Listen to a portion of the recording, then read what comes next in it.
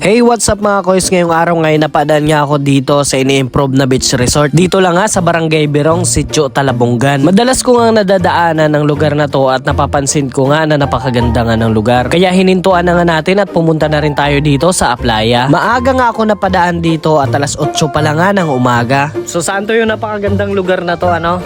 So dito nga lang yan sa may Sitio Talabongan, no? Barangay Berong, Quezon, Palawan. So may mga ganitong place tayo dito, no? Ayan, no? Sobrang napakasimple lang tingnan, no? Pero napakaaliwalas ng paligid. Inakyat ko na din nga dito ang ginagawa nilang accommodation para naman makita natin kung gaano ba kaganda at tanaw na tanaw natin yung dagat dito. So andito nga tayo sa taas ngayon, dito sa may bahay na to. Hindi ko alam kung bahay ba ito or gagawin itong accommodation, ano. Pero feeling ko gagawin itong accommodation. At dito, ang kagandahan dito, no, kapag dito ka natulog, pagising mo, pwede kang tumambay dito. Tapos yung harap mo agad is ito yung makikita mo sa likod.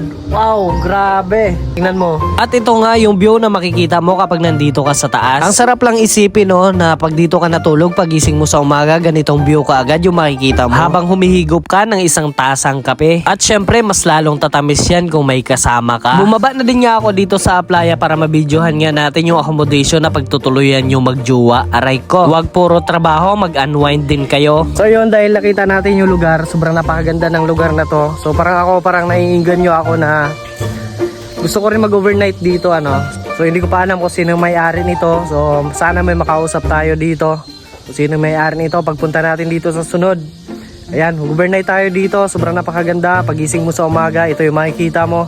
Diba? Sobrang nakaka-amaze talaga. Dahil nasa part pa nga ako ng trabaho ay hindi nga ako tumagal dito at binidyohan ko na lang nga dahil nga parang gusto ko talaga mag-overnight sa lugar na to. At wala pa nga ako nakakalap ng mga information tungkol dito. At kung napanood mo nga ang video na to at nagkaroon ka ng interest sa lugar na to ay pwede kang mag-comment dyan sa baba. Baka sakaling pag-comment mo ay alam ko na ang mga tungkol dito at pati ang information. O, tingnan nyo to yung mga itik. Nauna na silang mag-beach, diba? Eh kayo, kailan pa? Malapit-lapit na rin nga ang summer social kaya ito pinakita ko na yung video na to para naman may idea ka kung sakali man. At para sa mga taga-bayan ng Quezon ay napakalapit lang ito sa bayan natin. Bago nga matapos ang video na to ay shoutout nga muna natin yung mga nagpapa-shoutout sa atin. Shoutout din nga pala dito sa isang kaibigan natin, John sa Bukid Vlogs. At syempre sa star sender natin, Marjoy D Vlogs. At syempre shoutout na din sa'yo. Ako ay si Longhair. Maraming salamat nga sa patuloy na pagsuporta nyo kay Kois Jerwin. At hito na, balik na tayo dito sa kwento. Kung may plano nga kayong mag-overnight kasama nga ang mga mahal nyo sa buhay ay pwede kayo sa lugar na to. Lalong-lalo na sa mga couple na mahilig mag-outing. Makakasabi talaga kayo dito na hayahay ng buhay.